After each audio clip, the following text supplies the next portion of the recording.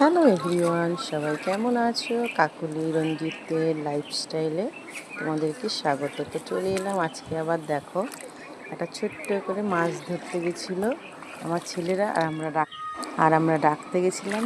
তাহলে আমরাই বা কেন বাদ যাই, আর এত সুন্দর সুন্দর মুহূর্তগুলো কেনই বা মিস করবো, তাই না বলো? তাই একটু ক্যামেরা বন্দি করেছি। চারিদিকের পরিবেশটা দেখো, শুধু কাশফুল আর কাশফুল। আর ছেলের বাবা ছেলেকে ডাকতে গিয়ে একটা দেখো সুন্দর জিনিস আবিষ্কার করেছে। এই দেখো, মেয়েটাকে ওই জলের মধ্যে বসিয়ে রেখেছিল। আসলে এটা কিন্তু পুকুর নয়, মোটামুটি পুকুর 2 ঘন্টা থেকে রাখতে হবে।